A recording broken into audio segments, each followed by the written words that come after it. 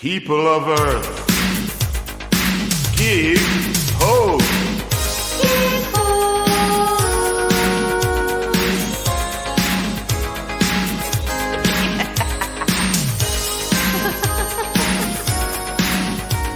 Give hope. we play, Gig Host. Okay, I'm Willa. I'm Marla. And we are the Gig Hosts. Nice. And Marla, who's sitting in your chair today here? Oh, we are so lucky today, let me tell you. I know. Tell me why. The fabulous Larry Ballereau. I still don't know how to spell your name correctly. Well, that makes two of us, so that's good. Oh, Larry, we're so happy you're here. Ballereau, Ballerie, Ballerai, Yes, yes. So, Larry is such a great musician. He plays like Everything. and he sings like an angel, and he has this insane recording studio in his house. And he's funny and he's cute. Oh, he's really good looking. Yeah, that doesn't hurt. And let me say this. When I got married, which was not until later in life, Larry was the band leader at my wedding. Right.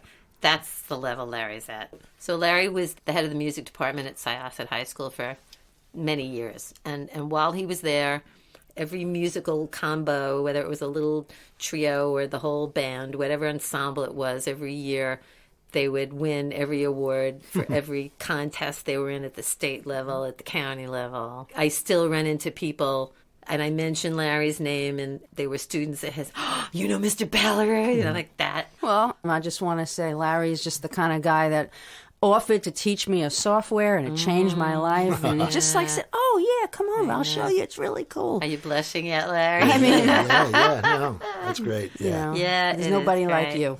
It is great. That's so nice, you guys. Well, it's funny, you talk about the school thing, so I've been dealing with this bad back, so I had to go see an orthopedic guy. So I said, I'll go see this guy, former student of mine. Everybody's a former student. So he writes a script for me to go to get PT. I walk into the PT place, who the PT guy is. He's all, Former "Hey, student, hey, yeah. Mr. Ballereau." And he's like, can I call you Larry? I'm like, well, you're 50 years old. I guess you should. Yeah. I was playing in another band with my brother, and there was a younger drummer, and we were mentioning you, and he really, like, oh, you know Mr. Ballereau? Like, just completely starstruck. All right, so the first question I'm going to ask is, do you remember your first paying gig? I do, actually. My dad was a drummer, Oh, and my mom was a singer. And Wow. they play, yeah, It and runs in families. and Definitely they does. had a little trio thing when my sister was old enough. She played piano. In the old days where you would have trios, and the trio consisted of drums, somebody playing an acoustic piano, and a singer. right. Wow. No bass player, or accordion. Yes. So Or its evil twin, the Cordovox. the Cordovox. That's in the same realm as the Farfisa organ. Or as we like to call it, the fart squeezer.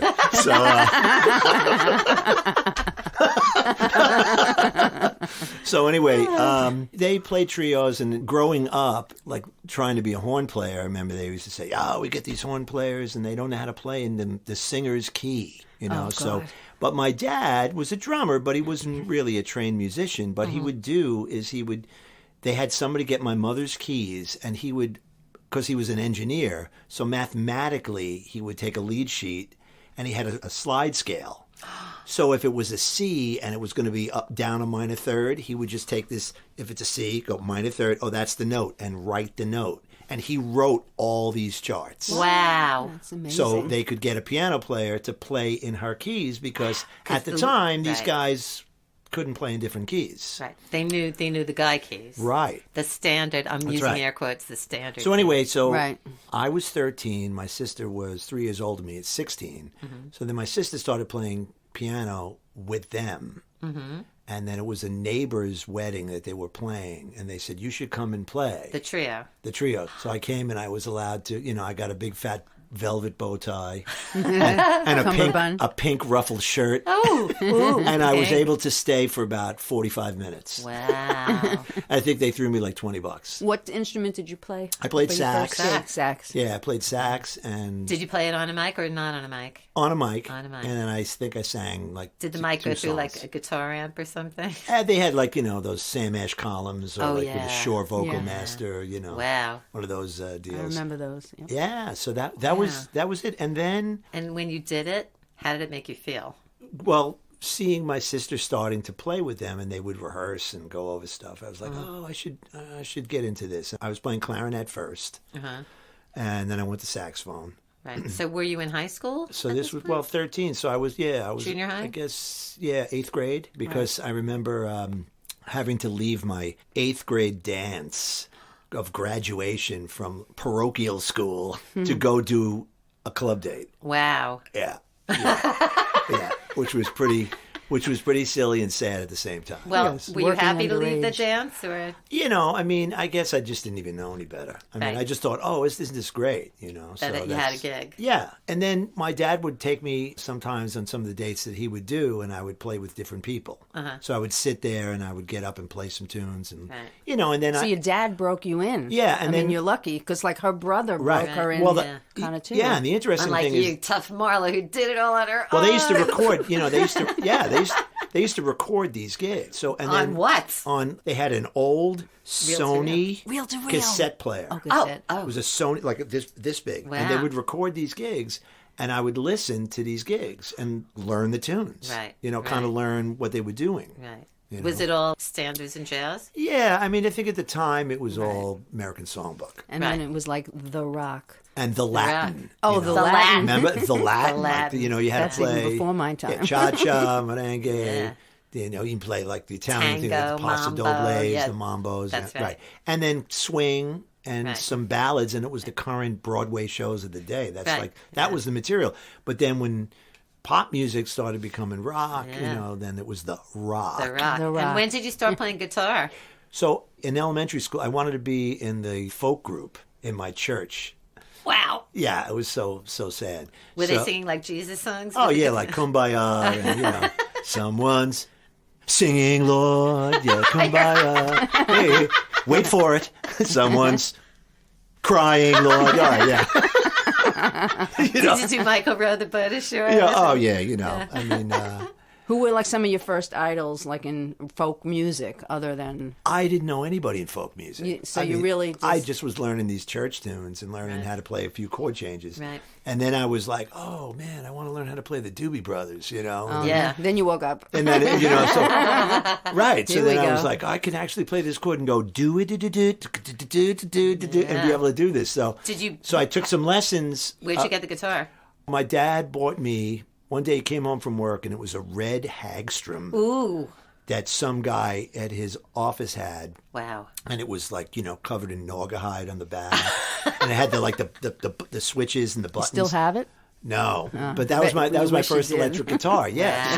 Wow, So wow. then I was teaching myself. Then I just went to a music store and took some lessons, but then started to really get into it. Wow. So and then started saying, oh, I could learn how to do this. And then through high school, I played in a bunch of rock bands. Of course you did. So kids Were you playing guitar or sax? I was playing, well, mostly guitar. I Right. mean, I played sax in the band. Right. But the guitar thing really I took have off. to ask, were you popular with the ladies, Larry? Well, Oh, you don't have to ask. I have to. well, I'll tell you, the one thing that was really funny was because as high school went on, we had a talent show in the so I was like a band geek. I was in band, and I mean, I played some sports too. I was, Of course. I was on the bowling team. I played baseball. Ooh, sexy. Yeah, bowling. It's nothing like bowling for dollars. And no, but my junior year, all of a sudden, I was starting to like teach myself how to play piano, and I played guitar. And all of a sudden, it was a variety show. It was like, whoa, you could actually play this song. Could you play this so I could sing it? So all of a sudden, I became. So it just popular in that happened way. like naturally, as things were needed and things just like opened Yeah. up, kind of. And Yeah. and I just want to say the interesting thing about you is that you still pursued like a college education and became a teacher. Yeah. And a lot of people become teachers and then they play and they have a little side band, but you did both. Like you could have done either one as good as you. Right. Like people do one or the other, and you really had a double career. Yeah, I mean, there was a period of time, like everything else, you have to kind of pick a lane. Right. Because when I was in school, the family band thing kind of fell out, and then I was starting to do a lot more stuff. With like club date offices? Yeah, with club date offices. And, Right. when I was 17, when I got my license, then I was starting to do all of the, as we don't want to talk about the names of these offices, but... Cleveland Pot. Yeah, we all know who they were. Cleveland Pot. The Fobelman. Yeah. Stevens Crotch. Yeah. David. Bravo. David's Volkswagen. Fleece van, Flounders. Yes, Yeah. So Dark Flowers. Exactly. So they were all looking for people and players and Right. stuff. So I kind of started doing that. And Right. And were you in college at the time? Like I doing both was. things? Yeah. And then, you meet a lot of people through doing those. Right. Unfortunately, as we all know, like at that time, so we're talking about maybe 70s. early 80s. Oh, early 80s. You meet a lot of people because you're meeting a new band every afternoon and Oh, every yeah. evening, That's right. And that's like a good And point. and you're also meeting the darkest people known to Oh, mankind. amen, brother. Like, everybody's miserable and hates their lives.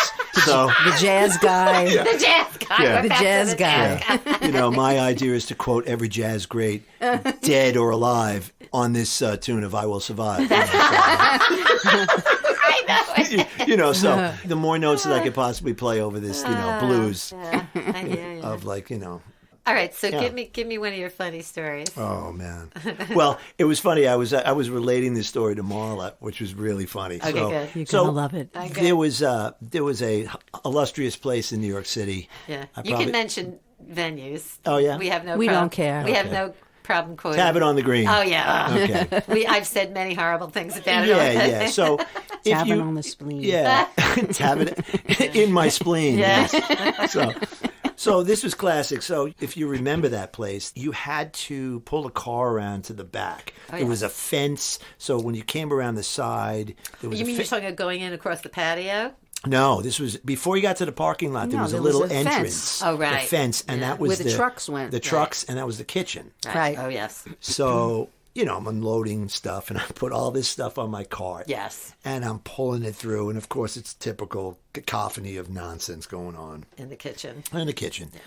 And so I'm pulling the cart, and all of a sudden, they have piled up big salmon, like huge salmon that would like On a counter. on a counter, and I'm pulling the cart, and one of them falls off the top, and I roll right over it because I don't see it because I'm like trying to pay attention where I'm taking the cart. I'm pulling the cart, and I go, "Oh, speed bump," and then I look, and I'm like, "Oh man, I think the eye just popped out of this fish, right?"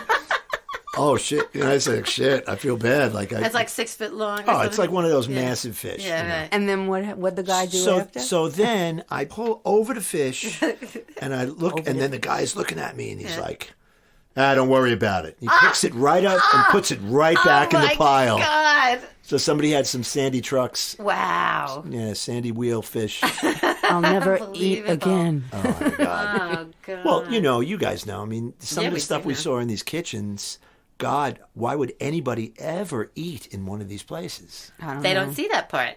And then I was telling you a story about Tavern on the Green, and then the thing is, it's also 150 degrees in the kitchen. Right. And then by the time you get out of the kitchen, you're sweating, and then there's some snooty maitre d' looking down at you, going, All right. "Why aren't you dressed?" You know. Right. I remember Water's Edge. You guys remember that?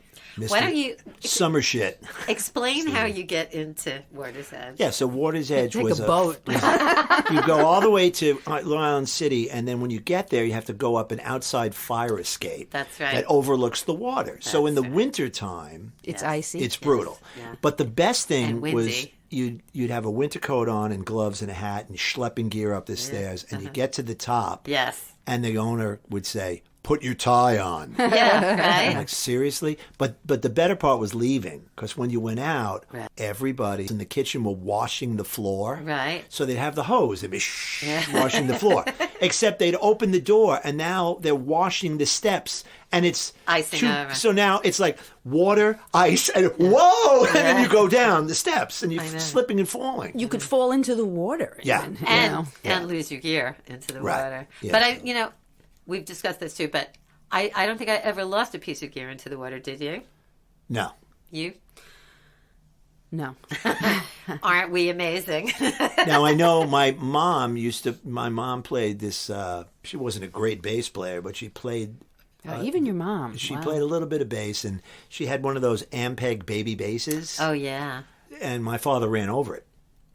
Like he put it on the car and pulled away Right. and said, "Oh man, did I put that bass in the car? Let me back up."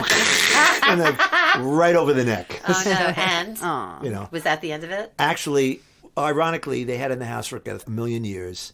I got it a few years ago. I just took it, and it was still in pieces. And my son's friend said, he redoes things, and he Fixed it? and now it plays. Wow. So now I have it in my house, like in the corner. Wow, that's great. Yeah, it's pretty cool. That's really great. And his son's a great musician. He's touring with bands. Yeah, he's. Oh yeah. He's definitely in the genes. Yeah, Wow. he's a great player. All right, you gonna consult your list there. Oh yeah. So let me see what else. You know what I'd like to ask that I asked? Yeah. I ask, what was the most? It's a terrible question, but what was the most humiliating club date situation you had? We all have them. Which wasn't. Well, yeah, that was the question you asked Oh me my before. gosh. Well, I remember doing one that I was really sick. Oh yeah. Oh God, and With playing- what? Nausea, like? Yeah, nausea, and then like doing the tune, running to the bathroom, throwing up, coming Nice. back, doing Yeah. I another Did tune, that a couple of months ago. throwing up. Right, you did. Yeah, I you had to were telling me. apologize to somebody in the bathroom, and I said, because they heard me throwing up in the store. No, Oh, I'm yeah. okay. I'm okay. The thing is that like the humiliation thing. Yes, 2, 3, 4. Yeah. But the amazing thing to me is like these whack out band leader guys that would just lose their shit all the time. And you have to stand And there then and they be would part of say that. things like, "Well, I'm not really directing it at you." Right. Yeah, but dude, you're directing at the guy next to me, Right. and I'm listening to it. So I It's don't. affecting you, So too. and they wouldn't even think that it was something that was wrong. I mean, you're playing music. It's like a sensitive thing. Even sometimes when people come over and talk to you when Right. I you're hate singing that. and playing, it's like it startles you. You're in your brain, and Yeah. then What like they shake you out of a dream almost. Yep. And what Yeah, blows my yeah. mind is they think it's okay. Literally, I'm taking a solo, and some guest will come up on the side of me and start Talk to you. chatting with me, and I just look at him in disbelief, I like the line that they would always say, "Wow, you guys are pretty good. You should think about being professional." Yeah, Well, that's Jim Peach said that, right? right. In the yeah. People don't understand like the humiliation of how you're treated. Oh, That's the thing. Like, in other we're words, less than the help. you can't sit here. Don't sit here. Don't breathe. Because don't we don't- eat. Don't talk. Don't walk. We Why are don't you work here? Don't be directly here. for Why are you them. here? Yeah. You shouldn't be here. Stop playing. Why are you playing? Don't have to play. disappear Stop playing. on your break. Come on, play. I know, you're right. Oh, it's like, what the hell? I It's know. like, Go hide in the closet until we're ready for you to come back. oh, do you think this is the right thing to do? Doing what? I'm standing here. Yeah.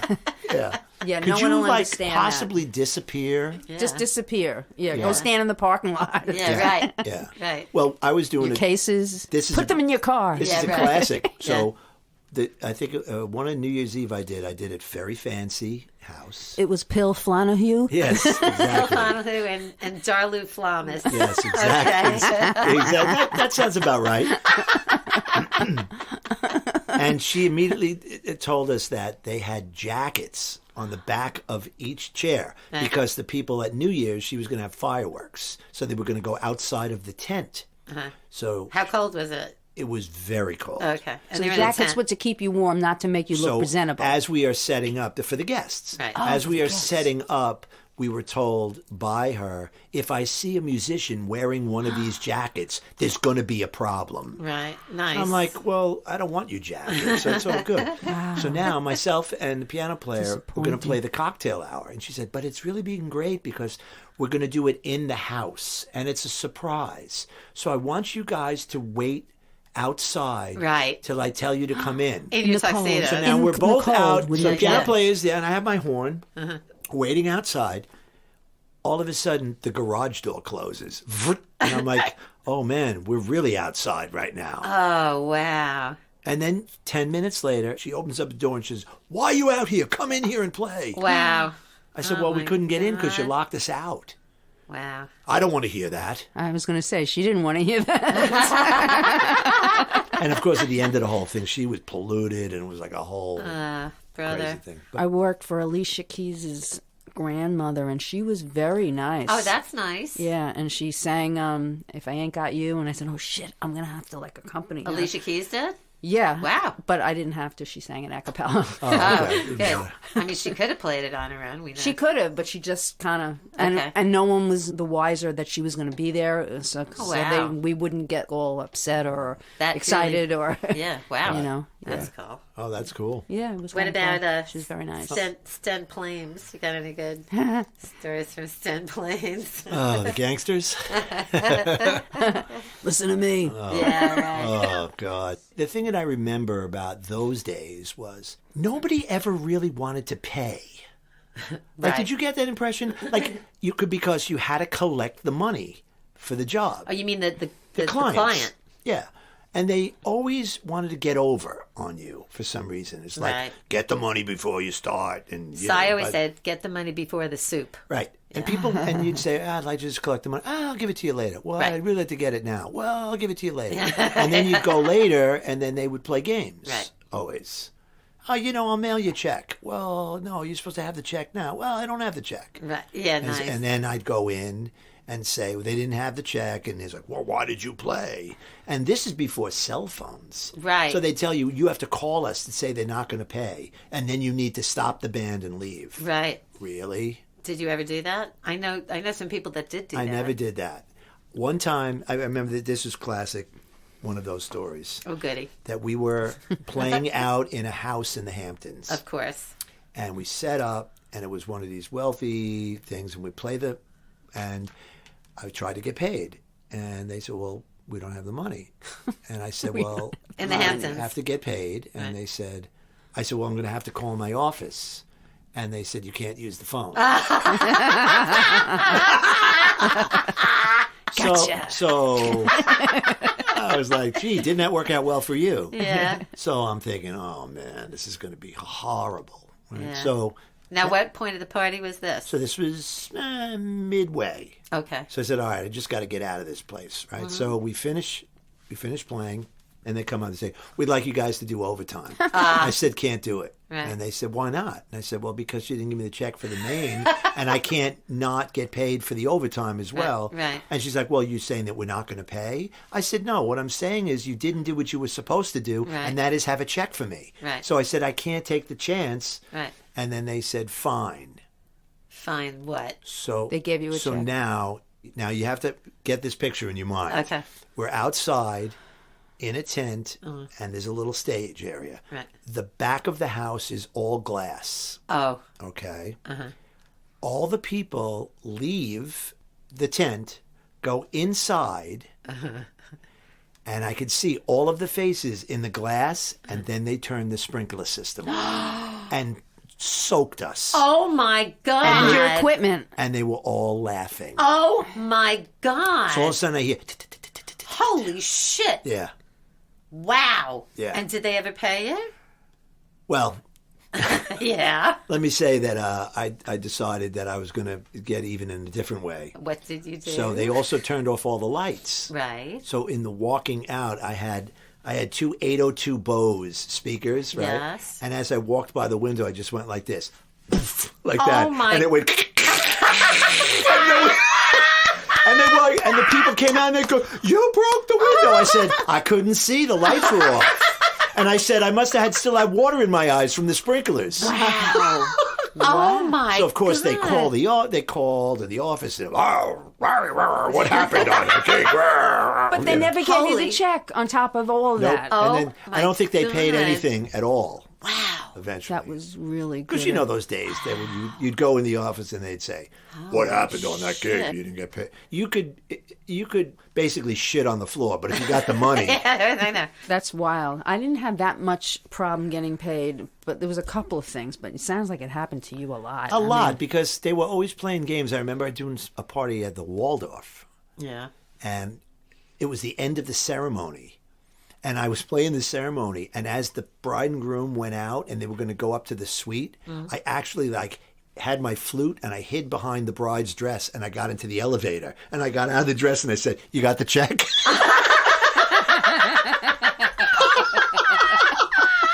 And they're like, "Well, can't you wait?" I'll go, "Nah, I got to get paid before we start." Yeah. Wow, 'Cause- this episode is like a whole show. Because I get itself. so hammered, Great. I get so hammered so many times because Yeah. I couldn't believe how people just didn't want to pay. I have a story. It was a screamer audience. Screamers are when, back in the days before there were DJs, there were only bands. And so quite often, never happens now, of course, yeah, sure. But it used to be commonplace that they would see one band and then the office would say, "Yeah, you're going to get that band," but they would send somebody else because there could be 7 gigs on a Saturday night and they'd have to put one person who was good with a bunch of people who weren't so good, and that one person would drag the other people through the gig, and And why do they call it a screamer? because people would scream at you when they didn't see the person they wanted. You're not. You're not Ted Phillips. Yeah, there we go I was going again. to say, you're not Right. Ted Phillips. So in my case, What was back the other then- man? There was Ted Phillips. Ted Phillips, and it was. I was Ted Phillips. Wait a minute, I'm the real Ted Phillips. I hardly recognize you, Ted. I know.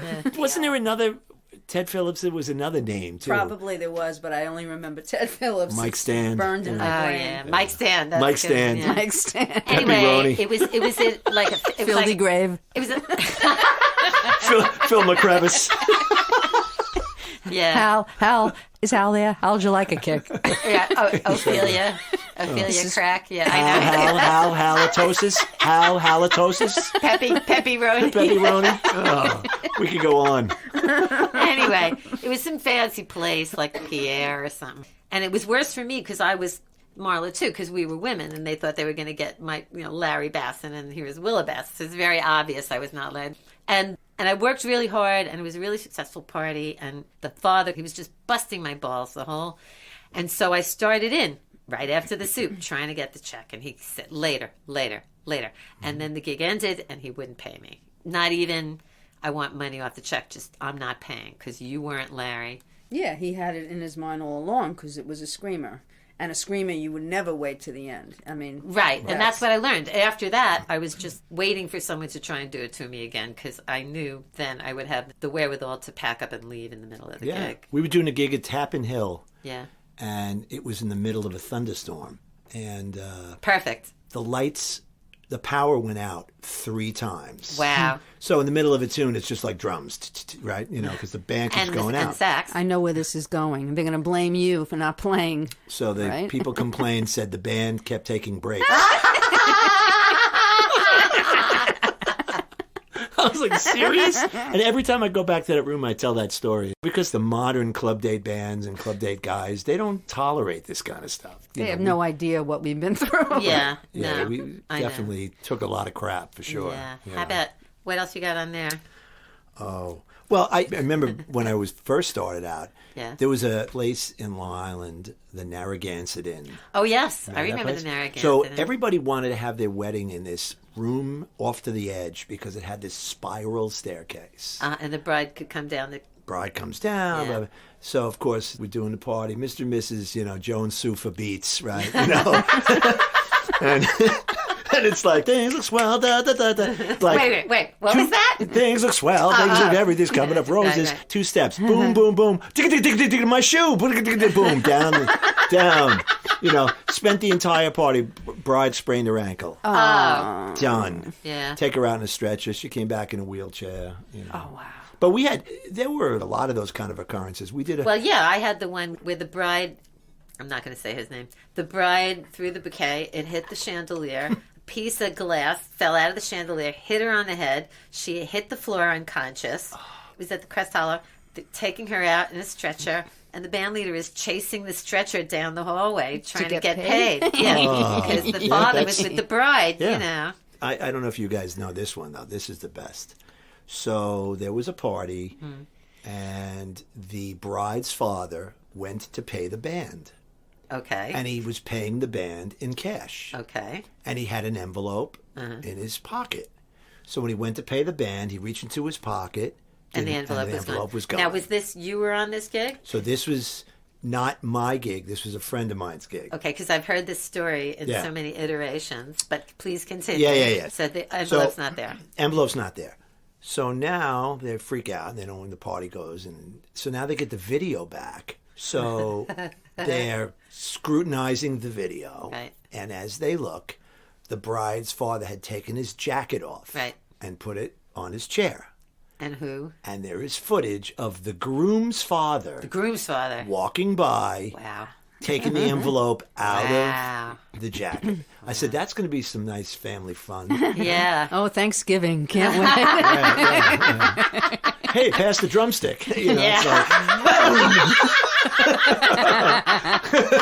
would you like the chicken liver? You know, Yeah, it's like, I heard that it was the best man. That's one of those urban legends. That's an urban That's what I was Yeah. trying to think of. Urban Well, legends. the other urban legend one about the best man. The best man gives a speech about, the bride's great, the groom's great, my best friend, blah, blah, blah. And afterwards, the groom gets up and says, isn't that such nice words that he said, and this and that. It would be great if everybody just reached underneath their table, because there's an envelope under each table. And it's like manila envelope. And so he's like, hold those envelopes up, one person at each table, and open that up and pull it out. And there was a picture of the best man And the bride. having sex with the bride. Oh my God! And wait, you were on that one? No, it's like He was having Another- sex with the bride. That's right. I was in the bridal room at the time. Yeah, another urban legend. And then the guy's like, fuck you, and he walks out. Right. The best man. No, the groom. The groom walks out. Yeah. Great. But the point is, that's a commitment. yeah. When you think about it, like he Yeah. went through the marriage, like he married this woman. Knowing he was going to And humiliate he her was gonna do later. this. With the whole thing with the envelopes, I mean, that's a lot of production. Wow. That's a lot of production value. Yeah. Right. Serious, I'm like, just gonna break in and tell this story that Norman Yeah. reminded me of, and this is about wedding ceremonies. And while I'm telling it, you can think about if you had Oh yeah. the best man was a boxer dog. Best man was a boxer dog, and he had a little tuxedo outfit on. An actual dog. And a dog, boxer dog, yeah. He had the little tuxedo jacket, and they had a little pillow on his back with the ring on the pillow, and he walked up the aisle. And it was the Water Witch Country Club in Greenwich. I mean, I'm watching this. It's just great. So that happened, and then during the party, the groom wanted to sing Thunder Road to his bride. So he starts the thing, and I'm playing. It's just me and the groom. And the dog comes up. And he's The singing dog with the groom. comes up. He's singing with the groom. Yeah. The dog is singing? Yeah. Come take my hand. Arr! And their boxes, they kind of bay, Arr, arr, arr. Well, I'm going to marry because I'm closing in, right? Arr! Yeah, it was just really... Just fixating on the dog coming up. The dog decided to go Yes! up and sing Yeah, at the that dog was moment. wandering around. While the groom was singing. That's The dog was, accompanying him. It was... No, I know, but he made his Yeah, way up there, yeah. just like he was his best man. So, Yeah, right. they had that kind of relationship. Yes. It's like, well, we that's were, one smart dog. Oh, my We talk God. about stupid ceremonies. Yeah. I was talking about this the other day. Doing a ceremony piano player, and I'm playing flute. We play the beginning. We play the whole thing in. Now the ceremony's going on. Mm-hmm. So, when the ceremony's happening, spacing out. Yeah. You can be, You're yeah. trying to listen, but you don't really want to. And, it's like, God, I can't wait till this is over. And you're contemplating my life choices at this point. It's like, I'm usually thinking about what I could eat at the buffet on the correct. break. At the So all of a cocktail sudden, I look at the piano player, and he looks at me, and we look down, and this fly fly. just lands on the keyboard. Oh, So like two imbeciles, we're just watching this fly. We're just looking at it. All of a sudden, The the ceremony's fly crawls on the keys. Now he goes inside the key bed. Yeah. And the next thing you know, the keyboard goes whoop, oh no! and goes off. Oh my God! So the two of us went,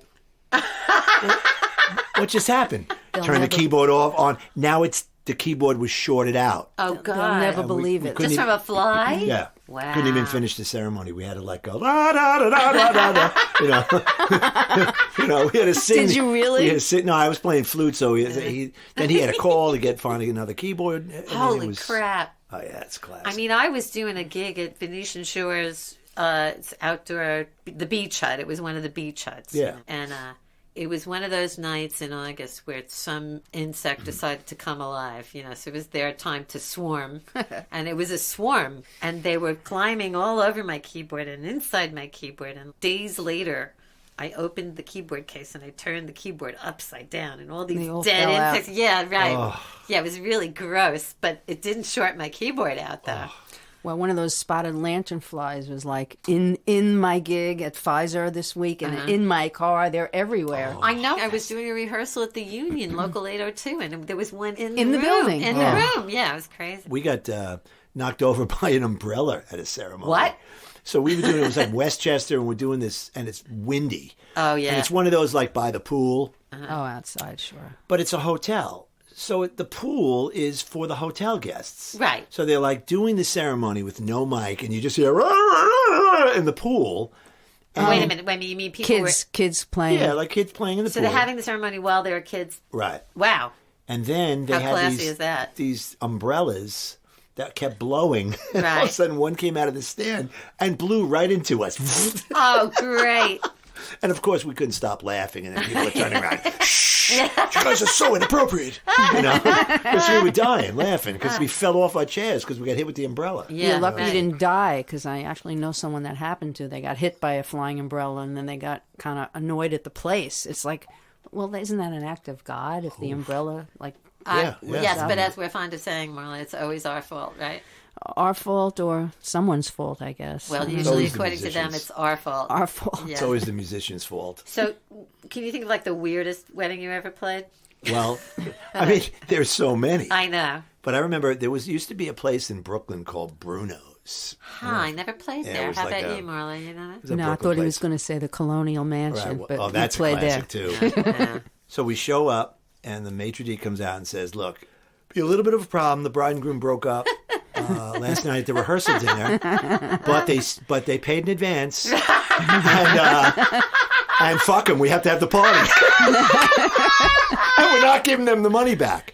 So we had to play. Were they guests? Oh yeah. Oh, So everybody went but the bride and groom. So we did a wedding without a bride and groom. that's great. I love that. Like that's great. He has the best story. And Really the good. other one that I remember, and this was the most ridiculous, it was at a restaurant, and it was apparently the bride and groom were doing this party, and they were trying to save money. Right. So it was really low end. Yeah. Right. Food was, like Not great. Pretzels, not balloons. pretty. Yeah, right. And air. Mystery Flowers. meat. And air. Yeah. A lot so- of air. But Pre- apparently, on the groom's side, his uncle was a very wealthy guy. Uh-huh. So he was like, what is this shit? So he decides to tell everybody on the groom's side. Yeah. All of a sudden, menus start showing up. And now they're ordering off. So they're ordering off the menu. At So the- now, at the so you venue. see these people getting like ptomaine salad on the one side. And then you see lobster tails and filet mignons coming But across. only for the groom side. Only for the groom's side. Wow. Do you remember Wow. someone Wow. named Jack Coleslaw? Yes, you know what? I actually do. Do you remember? Yes, sir. You know which story I'm going to Wait, tell? what did he play? Which one? He was a singer. And course. he was And I use working that term loosely. Well, let me say this: he owned a small Bose system and a small mic. Okay. and he was doing some gig at some country club, and they asked for food, and the guy said, "Sure, here's the menu." And he ordered. Everybody ordered off the menu, and then they sent the bill to Stank Flane. Like the next Wow, week, wow. they just kind of like fooled him, like, Jack. "Yeah, sure, you could order." His name was really Jack Coleslaw? Well, something like that. Something Oh, like oh, that. oh. Come on. Oh, I see. Okay. All right. I thought. You wouldn't know him, I guess. Okay. But I mean, a I- nice guy. But There he- was at that some of those characters over there at that time. God. oh, Well, forget it. In the Larry, beginning days, you I know, mean- all the way back when I first started with Cy Cogan, there was a guy, he's passed away now, but his Damon Runyon name was Harry the Hat, right? He was a drummer, and this is how he lived. there were these amphetamines called Black Beauties. They were very powerful amphetamines. In those days, you could get a prescription for anything, ups, downs. Weight loss. Yeah. So he always had Black Beauties, and he would stay up for 3 days on Black Beauties, and then he would sleep for 2 days on whatever, phenobarbital or whatever, And he lived in Brooklyn, of course. And Larry and I went over there one day for I don't know why. And I was young. I was just starting, so maybe I was like right out of college. I go with Larry over there. This guy's in the wife beater T-shirt, which audience, it's a certain kind of a tank I only top. learned that like a year ago. Yeah, I'm not making Wife that beater. up. No, Yes, wife beaters. yeah. Anyway, he's got, don't blame me. This That's is right. So It's we a go term. over there. He's got a heart-shaped bed, but it's cut in half. There's only half of the heart-shaped bed. Broken heart. No, No? no. He fell asleep with a cigarette and he burned half the bed. So he cut the bed in half and got rid of that part and just slept on the half of bed. He had a gun sitting on his countertop there because, why? I don't know. Whoever he thought might be coming after him. Wow. Harry the Hat. Yeah, it's just really, right? The character. And back then... Well, musicians back then and even now, we have our own little path that we're on. And it deviates in so many different ways. I mean, we don't have we go to college and we go to work Right. every day in the same place. We're always going somewhere new. Right. We have a lot of faults and a lot of dependencies on things, I guess. I mean, to get us through. Yeah. I mean, the thing about the club date business, I think, was unique in the regard that all these people that ran businesses We're not business people. were not musicians. No, we're not musicians. So, musicians, salesmen. they were salesmen. So they weren't really. They could have been selling musicians. widgets. You remember how they sold the job? Oh in the my beginning? God! And they used to sell it because I'm a great salesman. I sell air. Right. It's true. Yeah. I mean, they had. But this- worse than that, though, I would say are the people who were musicians who then decided to have an office and they had no idea how to run a business. Well, that's either. right. That's right. So you had those two things: the musicians trying to run a business that didn't know anything about business, And businessmen and the who guys knew knew nothing nothing about about music but knew about business. That's right. But if they would have ever actually just gotten together and let the musicians do the job and the business guys, but they couldn't. Yeah. Because no. it becomes like an ego thing. Oh, God, I So know. it And the was- salesman that sold the job always wanted to put himself on the job. So he could make more money that way, too. yeah. Flog, flown. Exactly. And he couldn't keep time. One thing a drummer needs to do. Oh, boy. But he sold those jobs. It's sold a job. Yeah. Yeah. So here's a question for you. Usually there's a point at which, I know for me, there was a point at which I said, I want to be a professional musician. I want to make my living. But you never did that, right? You were always the teacher and the musician? Yeah, I always wanted to be a musician. That's what I wanted to do. Right. And when you went to college, did you get a degree in music education? Yeah, so it was always like, well, you should get a degree in Right. ed just in case. Yeah. That's what my mother said, was but like, I never wanted to do that. Yeah, and I didn't really want to do that, And But you did. But I said, all right. And then I student think taught. you were and I'm into like- it, though. And I'm like, oh, this is pretty good.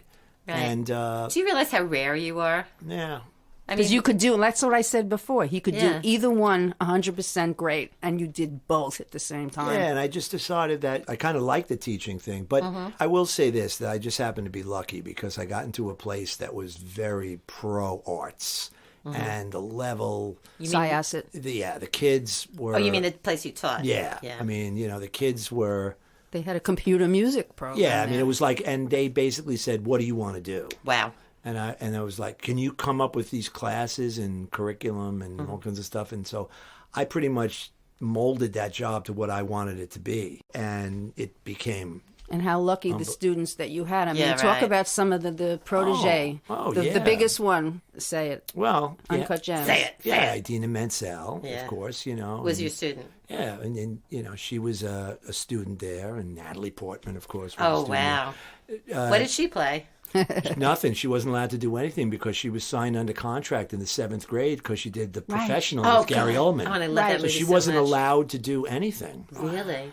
But, kids playing in symphonies, the girl that just got the first chair violin in the Met is a past student, Wow. Angela Wee. That's amazing. So Jordan Cohen is a saxophone player that I taught in my band, and then, I taught him privately too.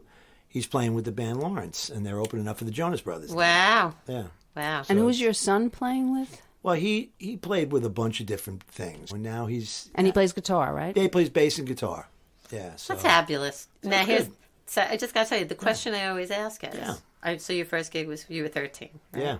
What would you tell your 13-year-old self, if anything, to do better or different, or what advice would you have for him about... Run.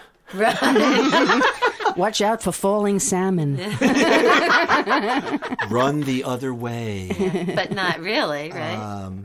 You know what? I just had this, I just wanted to play. I love to play. And I took it as, this is the opportunity that I have right now to do it. I mean, in college, I was playing these places like the Backbone. So to get my guitar thing together, I would do these gigs, 4 45-minute sets for $25. Right. Playing solo guitar. Wow. In these And singing? Because remember the days. That's what it paid then. Those Yeah. gigs like the wine and 50, cheese, those wine and cheese 25, places. Yeah, I was yes. doing all of those wine and cheese places, Right. and I was getting my act together playing guitar, singing and Exactly. playing guitar. So we're happy to. I did the same thing. Piano bar, like $50. Because I was just I was learning the cutting my tunes. teeth, Right. cutting Cutting the my- teeth, that's the expression. learning all the tunes, and this is pre everybody had an iPad and Oh, readings, yeah, way before that. And Yeah, it's I even do these jazz gigs with guys, and everybody's reading tunes off the iPad. Nobody has a repertoire. Nobody knows anything Right. anymore. I Yeah. know, it's amazing. You know? I mean, I still memorized so many tunes in Yeah. my mind. I mean, new tunes I have to read. Right. Right.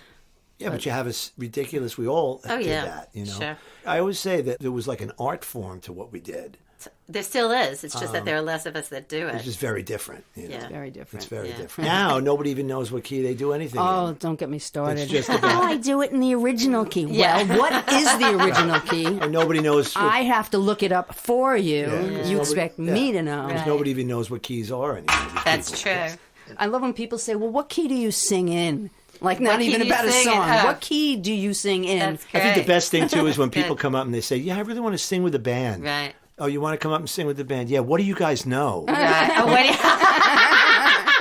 Well, I mean, they put it to you like this: we know a lot, so maybe you should let us know what you know. Yeah. Because you probably know 3 songs. I knew a guy who only it's like, knew the really? first 16 bars of a Billy Joel song. That he goes, well, I could sing the first half of whatever it was. I said, I don't think that's gonna work. And so, why do you want to sing? Yeah. I mean, Because they Because I want want to impress that girl and get laid. Yeah, there you go. God. Okay, so we've been going for a while. Is there anything there that you'd like to tell that let's you see. haven't told Let's yet? see if I have any other- One last banger before we Yeah, call let's it see. quits. I was going through this and I'm like, oh yeah, no one can play in the band. Oh yeah, I remember that. Oh yeah, I remember that. It's like, You're the only one. and I remember going into the infamous office and be like, I don't understand, man. Can you ever give me any guys that can play? And they'd say, well, when you have no one that can play, you work harder and the gigs are really much better. Because if I Wow. give you good guys, it's too easy and then you don't work as hard. Seriously, that's what they said? Oh, yeah. They didn't say the truth? You play so good that you Yeah. can drag all these other guys Whoever along with you? says the truth anymore. Well, yeah, exactly. on. It's like, what is the truth? Oh, I did one gig where the bride and groom got so loaded at the cocktail hour, they spent the whole wedding in the limo. Wow. We assume having sex or passed out? Passed out. Passed Passed out. out. Passed out. That's good. So that's pretty. That's quality. That's before people were taking buses to gigs now, right? All the guests are in buses. Oh, 'cause- yeah? Is that like a big thing now? Yeah, it's the thing now because the DWIs and Oh, everything. right. Well, they they don't wanna also to have drive them. something- But people back in the day, people get polluted. Yeah. Oh, And they certainly. get Sure. right in your car. And Now they have flash weddings. You know about this? You've Oh, heard right. about It's just this? like... They'll have like a wedding in a subway station, Right, because they that's don't want to true. spend the money on Yeah. a catering hall and have Right. a boombox. I or remember something. when I was a kid, my family was having all the weddings. All my mother's siblings and their spouses would all just get loaded. And I guess one bar mitzvah had like a Las Vegas theme. And my uncle at one point, late in the night, he threw himself on one of the tables and he goes, bet it all. Oh, that's great. That's great. Okay, well, I think I'm going to say, This is the most fabulous one yet. oh, God, we yeah. had so much fun. Oh, it was always fun. These stories are great. Anything you'd like to say to people, young people out there who think they would like to be professional musicians besides run? Yeah. Well, listen, I used to tell parents all the time. Parents would be like, he He's wants to talented. go in for music. He loves music.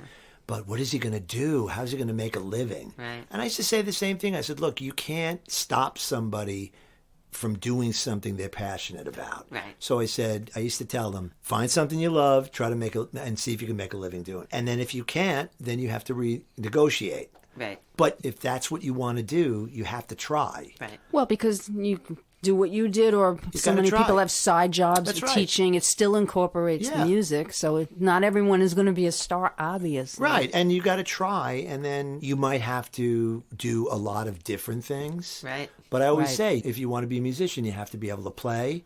You got to write. You got to arrange. You have to record. Right. You got to teach. Yeah. There's a And lot. you have to schlep gear across the tri-state area, Schlep right? the tri-state area, electronic equipment. schlep gear and take a lot of shit from people. Yeah. God, almost every time I walk into a gig, like a solo gig, somebody goes, "That's a lot of equipment you have there." I'm like, yeah, You no should have shit. seen it 20 years ago. Wow, you have a lot of equipment. You must be really loud. Yeah, right. They say that to me too, and they do. They You get must- scared. Yeah, you must be very loud. Oh my God! Well, Larry, thank you so much for coming. Oh, in. it was my so pleasure. Much fun. It was so much fun. Marla, I think he might be the sanest guest. Well, we've only had 3, so I shouldn't Okay. Well, say that. it's amazing that you're still so sane after all you've been through. And still laughing. I put on a good front. You know? Yeah, right. That's right. Well, I always say to my wife Laura, I was like, well, if we're not laughing, we're crying. So let's Yep. might as well better laugh. That's you know? right. And Just, I Exactly. really want to thank you for taking time out of all the things that you have going on to come and spend some my time with pleasure. us. No, this was fun. Yeah, right? Really fun. It was great. Okay. Great. All right. So we like to say, may your gigs be plentiful. May your GPS signal never falter. Yes. And we Thank are. God we have one. Right. kidding. And we are The gig Gig hosts. The Gig Hose podcast is produced and recorded by Marla Joe and Willa Basson, also known as The Gig Hose. Thanks to Doodle for the opening voiceover.